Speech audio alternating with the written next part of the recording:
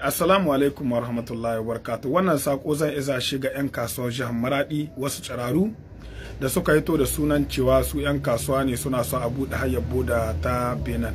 To kowa san Benin akwai sojojin da aka kora na France da sojojin Amerika suna nan gab da Niger sun buɗe bas mayya wanda shine yasa ba za a buɗe bodan Benin da Niger ba.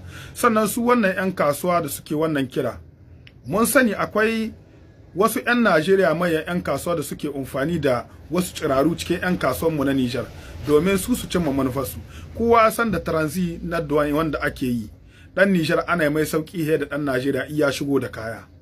To wannan sai wasu 'yan Najeriya na laɓewa da wasu 'yan Niger da sunan kayan nasu ne, amma kayan 'yan Najeriya ne, sai an shiga da su boda sai 'yan Najeriya su tai da abinsu. Kenan kaga an cuci ƙasar Niger, an cuci Niger da 'yan Niger. Wannan shine kiran da nake son yi.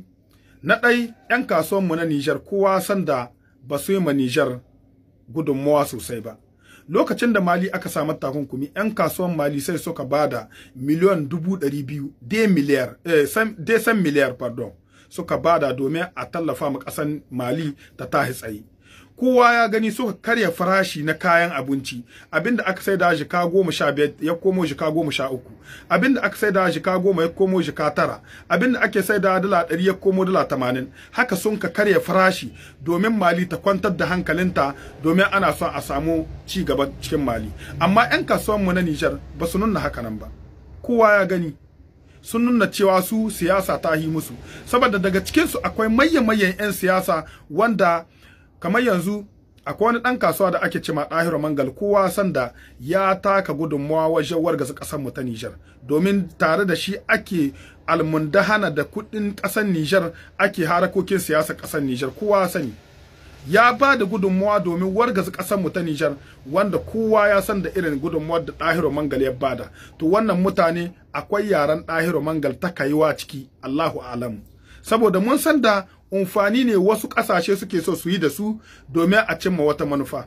To ku sani 'yan Niger, ba 'yan kasuwan Niger duka suka yi wannan magana ba, wasu tsiraru ne wanda ake amfani da su domin a cimma wata manufa, kuma su yi ƙarya. Niger mu ita ce a gaba gare mu, kuma muna kira ga Abdurrahman Chani kada a buɗe iyakan Niger da Mali, Niger da Benin, da a buɗe ta. Sannan in dai wannan bututu ne, a karkata muna shi ma zuwa ƙasar Togo. In ma haka ya yi muna alheri a karkata shi, mu raida mun ba ku yuka mun ba ku nama, domin mu ci gaban ƙasar mu muke so, ba ci gaban wata ƙasa ba. Ina muna fata alheri 'yan uwana.